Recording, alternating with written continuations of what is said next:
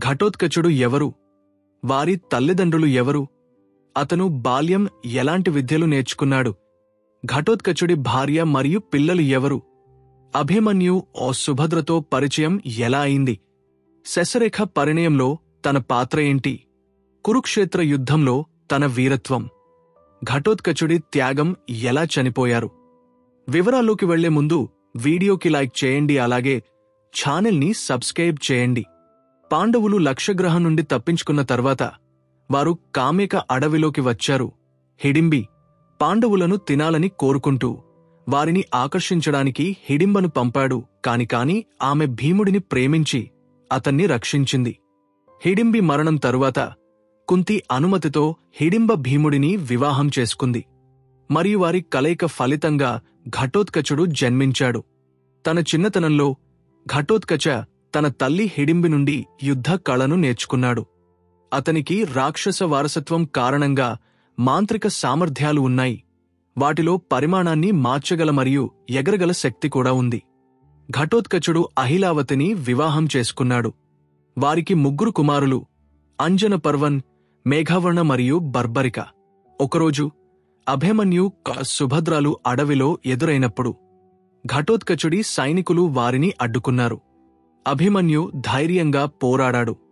సుభద్ర, అర్జున అంటూ అరవడంతో ఘటోత్కచుడు ఆయన్ని చూడగానే తన ఆయుధాలు వదులుకుని మోకరిల్లి భీముని కొడుకని చెప్పాడు.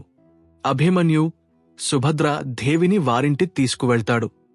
అక్కడ అభిమన్యు శశరేఖల ప్రేమ గురించి చెప్పి లక్ష్మణ కుమారుడు శశరేఖ పరిణయ కార్యక్రమాన్ని రద్దు చేసేందుకు ఘటోత్కచుడు మాయరూపంలో శశరేఖను తీసుకుని వెళ్లాడు. తర్వాత అతను అచ్చం శశరేఖగా పరివేశించి లక్ష్మణ కుమారుడు బాలరాముకు మోసం చేస్తున్న వివాహం చేసుకుంటాడు. కురుక్షేత్ర యుద్ధంలో ఘటోత్కచుడు పాండవుల పక్కన నిలిచాడు. ఇంద్రుడు తనకు ఇచ్చిన వాసవి శక్తి ఆయుధాన్ని ఉపయోగించేందుకే అతని శక్తులను సమకూర్చుకున్నాడు.